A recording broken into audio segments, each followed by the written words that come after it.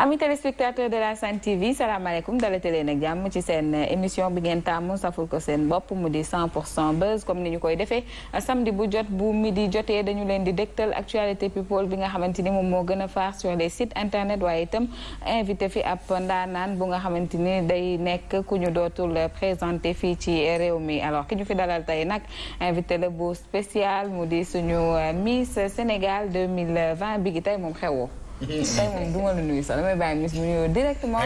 balaa may ñëw ci yow c'est la jolie Ndeye Fatma Dione nekk suñu égérie moom mooy l'égérie nationale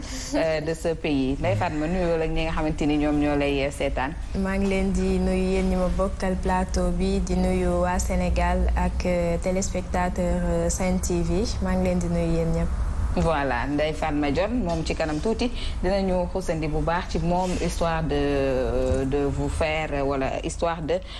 sénégalais yi gën a xam moom mooy kan parce que tant bien que mal bi yëf yi tàmbaleeg léegi physique bi rek la ñu nekk di xool mais ba tey waxtaan gu ñu ak moom ngir xam moom mooy kan réellement ci kanam plus émission bi di dem plus ñu gën cee waxtaan bi gi comme tous les samedis itam may ànd ak yow ma bàyyi la ngeen nuyoo ak ñi ñuy seetaan. Alors bonjour à tous bien réveillés j'espère téléspectateurs yi à chaque fois du changer tous les samedis comme ni ma koy faral di waxee soit yéen a ngi ci seen téléphone yi di ñu seetaan à travers l'application des médias ou bien sur le site internet actunet.sn wala nga jàkkaarloog sa télé di ko seetaan fu mu la neexee rek heure bu la neexee donc ñu leen di dalal bu baax ci biir 100% buzz pourquoi pas tey moom am nañ la plus belle femme du Sénégal donc en 2020 mooy Miss Sénégal 2020 tey dinañ waxtaanee lépp loo xam ni mu nekk ci buzz pota même ci réseaux sociaux yi li nga xam ni commentaire nit jot nañ ko fa wax ak début bi comment ça a été ak léegi nii nu mu mënti demee bu leen changé bu leen zappé toog leen seetaan na fi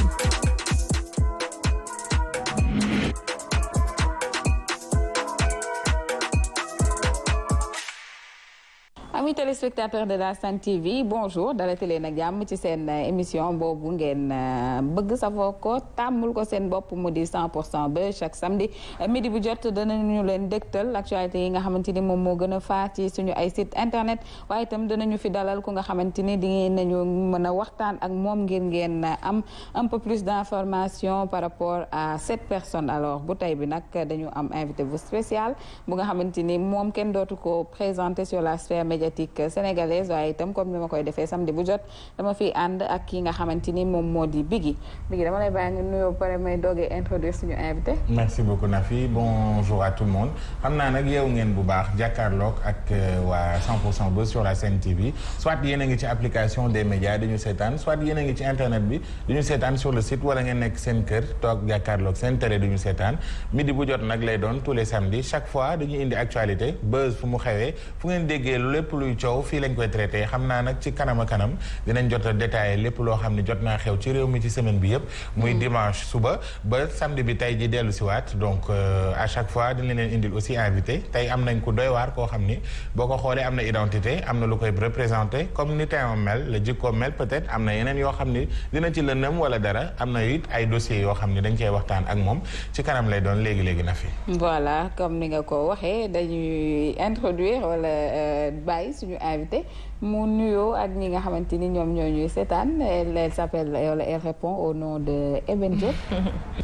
Bonjour tout le monde maa ngi nuyu ñëpp ñu may seetaan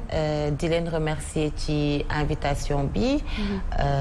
le temps me le permettait pas mais yow moom mënuma la bañal dara donc merci pour cette invitation et maa ngi nuyu encore une fois ñëpp ñu may seetaan. voilà Eben nañu fii dalal tey ci kanam tuuti dinañu waxtaan ak moom ci actualité mooy itam waxtaan ak moom ci actualité people bi nga xamante ni moom la ñuy faral di gis tous les jours sur les sites internet sans plus tarder nous démarrons cette émission ak suñu rubrique bu njëkk mu di lu web tey dañu dem xool li nga xamante ni moom moo ëmb web bi tey dellu siwaat ci plateau bi pour les commentaires et discussions. lu web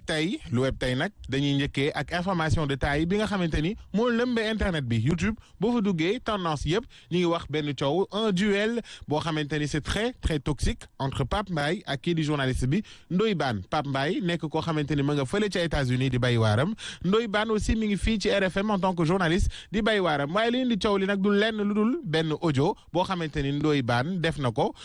ci émission am daal di koy yónnee ki nga xam ne mooy benn xale bu jigéen boo xam ne Pape Mbaye moom buggul wax turam ba mu ko déggee nag ci émission bi nga xam ne xalaas la Ndoye Bane Abba ak Mamadou Mohamed Ndiaye ñu ngi leen di dégg ñuy waxtaan ñoom mais ci biir waxtaan bi Ndoye Bane dafa am ay wax yoo xam ne da ko wax kii di Pape Mbaye ñu daal di ko koy yónnee ba mu ko yónnee mu jot ko wax ji neexu ko mais nag wax ji fa mu wàcc mooy fi nga xamante ni ay histoire la mujjee parce que kii di Pape Mbaye depuis lors ci snabam nga xam ni actuellement mi ngi ci 350 000 vues mooy la personne la plus suivie du Sénégal moom Pape Mbaye nag jot na génnee ay wax yoo xamante ni neexul a dégg wala neexul ci gis-gis wala neexul ci waxin Ndoye Bane donc déglu na li nga xamante ni moom la Pape Mbaye wax xanaa rek ngeen seetaan li ñu am ci Pape Mbaye benn vidéo la boo xam ne plus de 10 minutes sur YouTube bu ngeen demee di ngeen ko gis. Deuxième actualité mooy li nga xam ne moo di couple Fafa Gaye ak Marie-Louise Diaw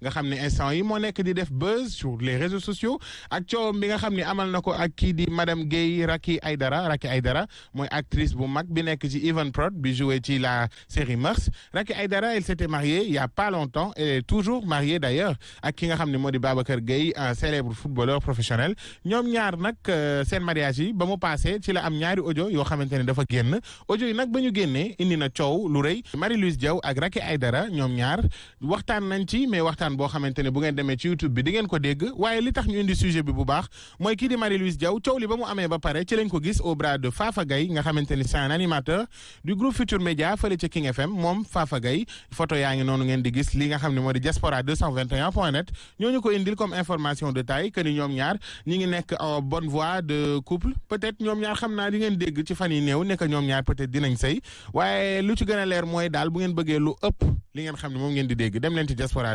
221.net. ba tey ci biir diaspora 221 mooy suñu troisième actualité Boucher Ketchup invité woon nañ ko fii ci 100% buzz waaye moom parewul ci buzz de moom nee na ba léegi day wax ci li nga xamante ni diggante ñaari nit yoo xam ne dañuy waxtaan wala diggante ñaari nit yoo xam ne dañuy génn ba pare ku ne di fësal sa morom maanaam jigéen ñi lay artu ak li nga xam ne jot na xew ci diggante Racky Aïdara ak kii di Marie-Louise Diaw moom mi ngi artu bu baax ne xale jigéen yi nañu moytu di afficher ki nga xam ne moom la ñuy génnal.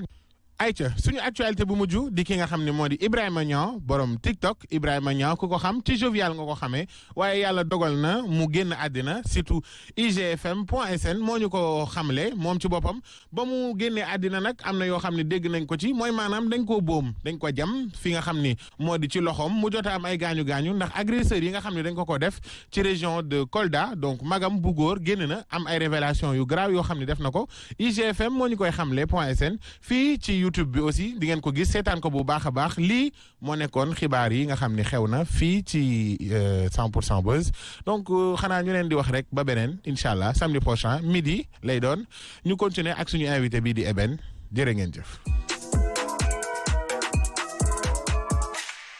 voilà Eben ñoo gisandoo actualité people bi je pense que ñii nga xamante ne xëy na ñoom la ñu gis ñu def la une des sites internet yow il fut un temps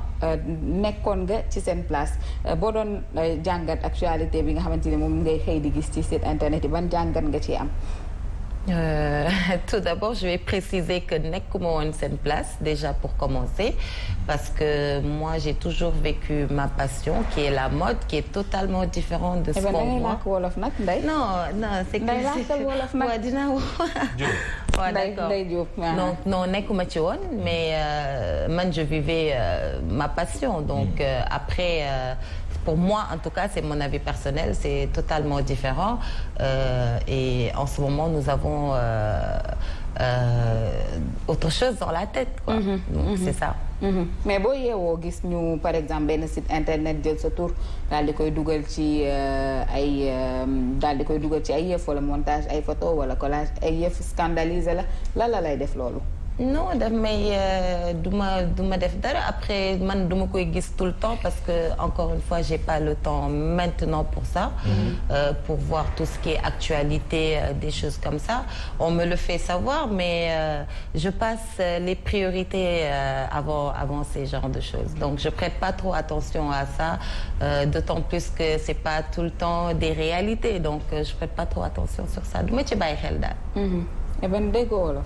dégg naa wolof bu baax. liggéey Eben dafa na dégg wolof. non dégg naa wolof nag wax dëgg yàlla nag ku sant Diop. xam nga la Diop Diop gis nga. Dakar Ndiaye jël Diop. donc war naa mën a xam li ñuy wax mais Eben man li ma intrigué mooy pourquoi tout le temps Eben Diop bu ñu cité wul Eben ci benn scandale. ñu ngi ko cité ci benn site wala ñu wax ni que Eben accoutrement wala je sais pas qu'est-ce qui se passe alors que tu es une femme bosseuse une Kardashian sénégalaise peut-être. Après comme li ma leen waxoon sànq rek man duma ci prêter attention parce que malheureusement j'ai pas et heureusement d'ailleurs j'ai pas le temps d'aller regarder ce que les gens écrivent tout le temps. Donc jot boobu daf ma xaw a manqué lu bari sax parce que je travaille énormément. Je dors pratiquement pas le soir. Je fais tout à la fois donc duma am jot pour dem di xool li journalistes yi di bind. Donc après quand on me met dans ce cercle-là man daf may jaaxal parce que comme li ngeen di wax rek jaratul ñu may présenter fenn ñëpp xam nañ sama nekkin ci Sénégal. xam nañ sama objectif en Afrique mooy développer le Sénégal l'Afrique pourquoi pas le monde et c'est def loo xam ne nit ñi moom la ñuy xaar ci yow muy lu baax. Donc ci man en tout cas loolu laa visé pour l'instant donc tout ce qui est beneen aspect buñ ma ciy dugal man sax daf may jaaxal parce que du ma ne du ma yëg parce que Sénégal la ñu nekk di nga yëg. mais doo tin comme ni nga koy waxee tu vois. Donc man je le précise dans mon travail je me lève très tôt le matin ñi may seetaan ñi may liggéeyal xam nañ ko je me lève tous les jours à 7 heures parfois 6 heures li nekk sama bopp guddi gi yëpp laa koy xalaat suba si dañuy wax sax que je suis une entrepreneuse chiante en gros dans le travail je suis assez exigeante donc yenn ni duma ko tal te ñi may liggéeyal mën nañ ko témoigner je suis à fond dans mon travail actuellement. mais peut-être man fi may ñëw mooy Eben bu démb bi parce que aujourd'hui speech bi ma dégg bi gi Eben tenir dafa mature par rapport ak Eben bi nga xam ne peut-être invité woon naa ko il y a 2 ans wala il y a 1 an xëy na leneen moo nekkoon ay préoccupations qu'est-ce qui a changé entre-temps? Ce qui a changé c'est dans la vie il faut faire la part des choses mooy lan on est dans un monde boo xam ne liggéey lu am solo la surtout quand tu es une femme ci man il y a des choses yoo xam ne booy màgg tu dois pas te le permettre mooy on a derrière surtout moi je parle pas j'ose pas parler pour les autres mais surtout moi dafa am ñu nekk sama ginnaaw ñoo xam ne ay xale lañ ay mag lañ tamit tu vois te am na fu ma leen teg boo xam ne j'ai plus droit à l'erreur je dis pas que musuma woon def erreur mais comme je vous ai dit encore une fois au début de l'émission je vivais ma passion ce qui est totalement différent de ce qu'on voit ici mais jaar la comme ni ñu koy wax jaar boo xam ne je regrette juste une seule chose sur ça c'est que je vis tellement bien en ce moment cette passion là qui est le travail que dama naan su ma yëgoon du ma bàyyi benn temps sax di ma ci rëcc sama ginnaaw. Donc ce déclic c'est j'adore déjà je suis déjà ce déclic boobu noonu lu ko waral mooy mon métier de base c'est que je suis infographiste designer donc loolu moo may dimbale à être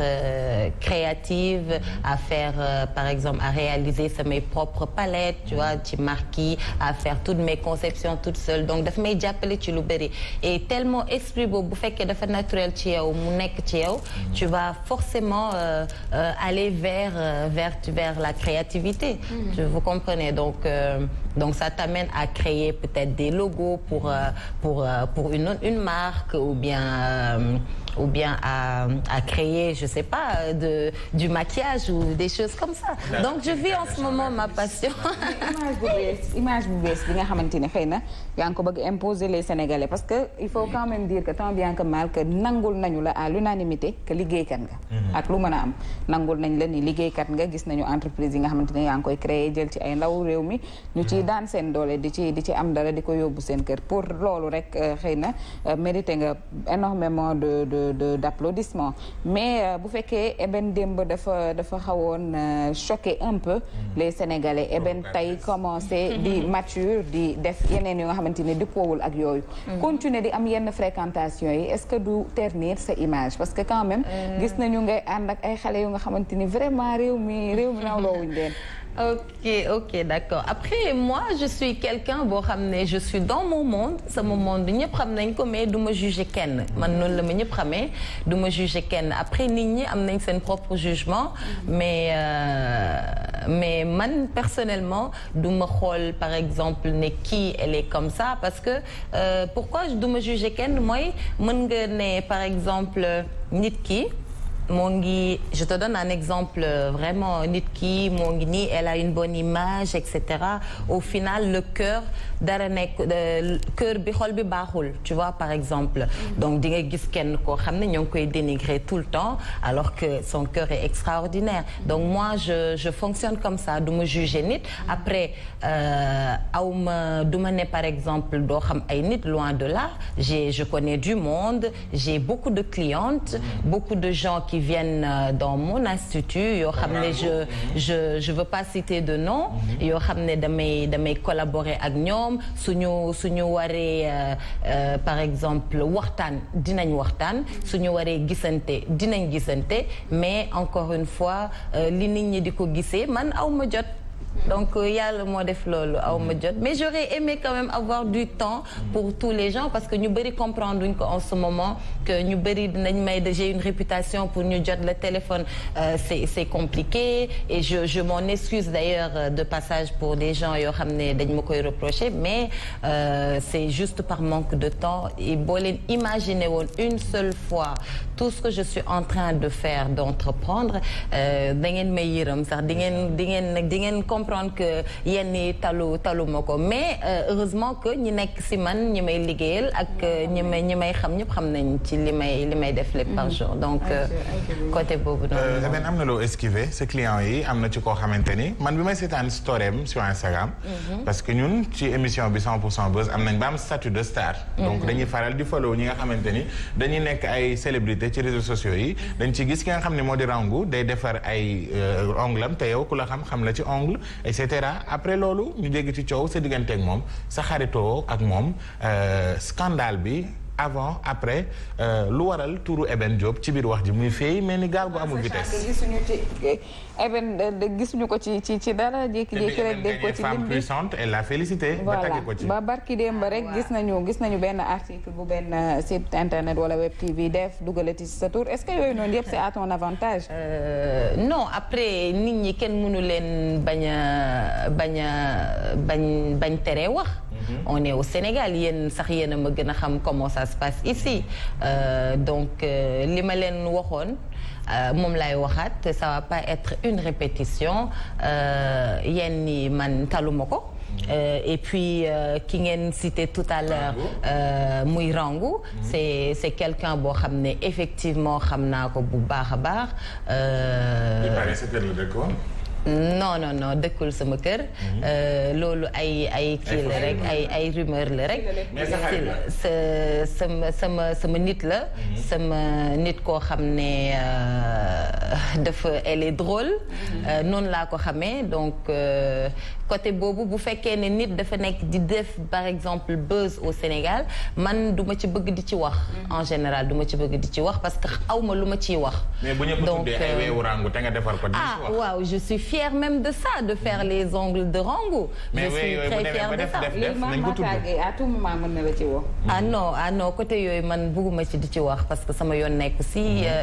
déjà sekkuma ko ak ñoom. te man bëgguma di dugg ci débat yu mel noonu parce que benn côté boo xam ne la sama yoon nekk si te bëgguma sama yoon di ci nekk parce que côté bu je vise pas sur ce côté-là donc bëgguma vraiment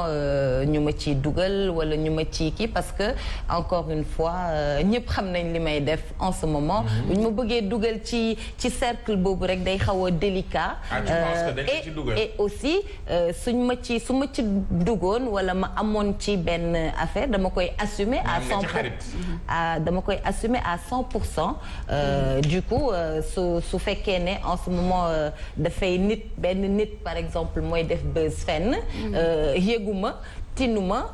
après ça concerne que cette personne-là man je ne vois pas en quoi ce buzz-là a un rapport ak man donc gisuma rapport bi franchement sincèrement. kon daal su ma la déggee pour leeralal ñi seetaan yow ak Rangou rapportu cliente ak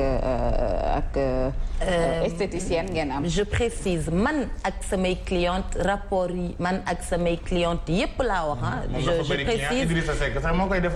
man ak samay cliente yépp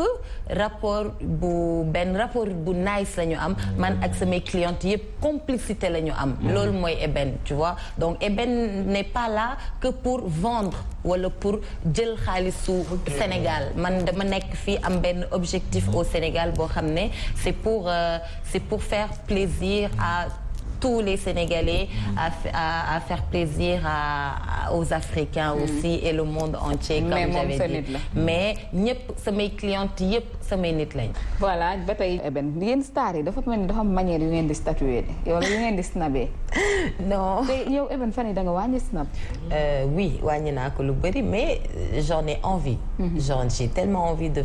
faire des snaps di def ay comme avant ak yooyu noonu mais followers yi dañ koy laajte tout le temps. mais luñ la digal la wala xam même pas non même pas c'est que je vous explique quelque chose par exemple quand tu as par exemple boo nekkee di yore di coacher par exemple tout ton personnel par exemple j'ai par exemple l'équipe de Eben Cosmetics qui est basée en France aussi et au Sénégal yoo xam ne ñoom ñoo yor wàllu communication bi ñoom sax très tôt le matin lay commencer di wax ak ñoom à partir de 7 heures donc ça veut dire que c'est 10 heures en France ou 9 heures donc c'est lay commencer di leen wax ce qu'on doit faire dans la journée ak li ñu war a def ñoom tam ñu may jox seeni xalaat tu vois donc déjà jo soo jógee ci loolu après 10 heures tu es même devant les caméras en train de regarder si tout se passe bien soo paree il faut nga woote pour wax tâche ñëpp li ñu war a def de la journée boo paree tu es en même temps toi en train de communiquer sur ton réseau donc c'est en plus il y a pas qu'une seule marque il y en a deux et du coup day xaw a compliqué pour yow nga dem di maquiller wu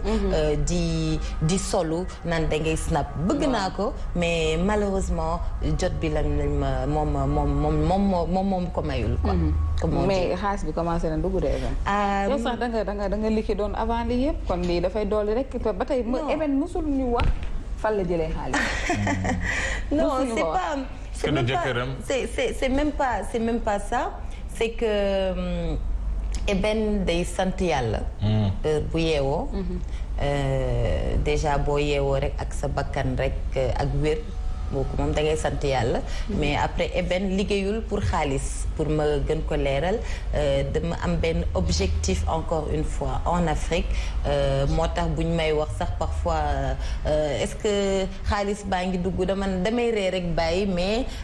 sachez que je suis pas là pour de l'argent même si képp kuy liggéey am nga loo ciy sentu parce que li nga ciy sentu ci ngay jàppale ñeneen ñi mais man du sama objectif du sama comment dirais-je du sama bokkul ci samay nekkul priorité pour moi donc voilà donc nekkul priorité pour man voilà Dibou man Eben dama bëgg a xam leeral taalal lamp yi da ngay marié wu wala marié wu wala. Eben elle est en cœur à prendre. Il y en a qui disent que tu es marié, il y a des photos ak ñu lay gis ak kenn wala dara. Par exemple boo ne admettons nga ne par exemple man yéen xam ngeen ma yàgg ngeen ma invité non yow Billy bokk nañ plateau yow Nafi bokk nañ ko donc yow xam ngeen ne man tout ce qui est sama vie privée je suis très discrète sama vie privée moom c'est privé comme on dit donc sama vie privée moom xam nga rek mais tu es un cœur à prendre ou pas? Non du ma ne je suis un cœur à prendre parce que ay Aziz ay kii ba xool la ñu nga neex ñoom ma ba nga xam ne dañu bëgg lii non côté boobu du ma ci wax admettons que man sama entourage ñëpp a discret donc ñëpp a discret du man kese donc ñun moo tax ñu bëri doo leen gis sax may snap sama entourage lu bëri non bu leen wax loolu du ma ko marié daam nga ñu wax merci téléspectateurs yi ñoo ko déggandoo elle est mariée loolu la nit ñi di wax mais man sama vie privée du ma ci mës a wax ci plateau parce que loolu sinon yow soo bëggee étaler sa vie personnelle ak sa vie professionnelle day xaw a métti trop yow dootoo amati sax yow benn intimité ci yow donc côté boobu je préfère garder ko pour on te le conseille nañu dem xooli partie bi nga xamante ni moom moo mujj ci suñu émission mu di YouTube bi vidéo bi nga xamante ne moom moo gën a def buzz sur YouTube wala moom moo nekk ci tendance yu njëkk yi sur YouTube Eben yow di ngay déglu musique ah. oui alors actuellement li nekk di def buzz sur YouTube benn clip la boo xam ne Wally neexul la waa Mabo donc boo déggee Wally neexul wuli moo tax ñu koy wax mais ñoom aussi dañ ko utiliser xam naa ci wàllu mbëggeel peut-être parce que ñu ngi préparer seen événement boo xamante ni ñëpp ñu ngi ciy wax pour le 14 février ca Grand Théâtre moo tax nag actuellement luy tax mu gën a cartonner clip bi. mu ngi toll ci 700 000 vues actuellement posté depuis le 24 janvier 2020 donc xam naa ni sénégalais yi mbëggeel bi ñuy sentir seen digganteem artiste bi peut-être doyu leen dañu bëgg mottali ko ak mbëggeel bi nga xam ne ñu ngi koy sentir seen diggante ak ki ñu bëgganteel moo tax ci son bi ñu ngi koy wax moom kii di No Face Undercover ak Mia Guissé seen groupe bi di waa Mabo donc clip bi nu ngeen ko gisee noonu ça a été réalisé par Mao Sidibé en tant qu'artiste aussi mais en tant que réalisateur am na loo xam ne apporté na ko ci stylisme bi waa Mabo Couture eux-mêmes ñoo def seen couture bi lépp loo gis loo xamante ni sol nañ ko ci clip bi ngeen di gis à côté ñoom ñoo ko habillé seen bopp All Made Records bi nga xam ne moo def production wu Dip Doundou Guiss nga xam ne seen émission précédente li nga xam ne moo di son bi xew actuellement xam ne mi ngi toll ci presque 1 million de vues ñoom moom c'est la même personne qui a fait la production musicale donc avec plus de 1000 commentaires xam naa ne moom macha allah Wally neexul daal neex na trop. Les Mabo qui sont très constants parce qu'il faut dire que depuis ñu commencé woy ba tey ci fi ñu taxaw rek la ñu resté ñoom je pense que lépp lu nga xamante ne mës nañ ko fi woy it la Wally neexul nag da cee dàqati Eben tu connais les Mabo? oui xam naa leen bu baax. je xaw ma leen noonu mais xaw ma leen bu baax mais dama leen di déglu de passage voilà Eben émission bi je pense que mu ngi tiré à sa fin est-ce que mën nga rappeler téléspectateurs yi rek peut-être lan mooy projet actuellement ku ne bu weesoo gis nañu marque bi nga xamante ne lancé nga ko mu jëm ci wàllum cosmétique lan mooy yeneen projet yi. ak bon yi muy maye bu ko fàtte. non ak sponsor leader 100%. loolu mooy géej gi am na ndox déjà. donc ça y a pas de problème et Eben moo ngi comme d'habitude moom sa tête xolam lépp moo ngi bëggal dara Sénégal moo ngi bëgg dara pour l'Afrique donc dañ continuer aventure bi bientôt vous allez voir beneen marque boo xam ne du yi ngeen fi gis en ce moment yoo xam ne dinañ ko taxawaatal c'est pour très très très bientôt d'ailleurs yooyu du suñu cible xam naa dina leen bett trop mais beneen marque la boo xam ne je sais que ñëpp dinañ ci kontaan parce que benn affaire bu graaw la honnêtement te ñoo ngi en ce moment di def vraiment tout pour bégal ñëpp dañuy def lu ñu mën on n'est pas peut-être duñu ay extraterrestres comme je dis à chaque fois mais dañuy def lu ñu mën.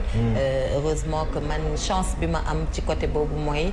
je vois soutien wu nit ñi je vois soutien wu samay followers je vois soutien wu surtout sama yaay moom kurus bi du ko bàyyi. Je vois soutien wu sama famille loolu boo ko amee rek ci man am nga lépp. ak sa dëkk boo amee seen soutien ci man am nga lépp sama famille mënuma leen fay. franchement man duma séeréer non man daal ku ma laaj wolof laa xam. wolof daal xam naa ko wolof daal xam naa ne wolof laa sant. wolof laa du moins mais duma séeréer. mais dama leen mën a tooñ dama mën tooñ séeréer ak pël. ñaar yooyu man dama leen di tooñ comme pas possible. samay xarit lañ surtout pël yi moom samay xarit yu baax lañ. pël yi man maa leen bëgg. donc ça va. ok sa jëkkër bël la. jërëjëf yow bàyyi tooñ. kontaan nañu bu baax. ci dalal bi nga xamante ne dalal nañ la ko ci émission bi. on espère que dinañ la fi dalalaat ci yeneen yëpp. j'espère fii sama kër la. yéen samay xarit ngeen dafa yàgg du tey sonal nga ma trop Nafi moom fu ma dem mu sonal ma mais quand même nit ñu baax ngeen et je vous encourage moi personnellement. Merci. Je vous félicite et je profite de cette occasion pour encourager les femmes les jeunes à être entreprenantes parce que je me rends compte chaque jour que jamono bi di ñëw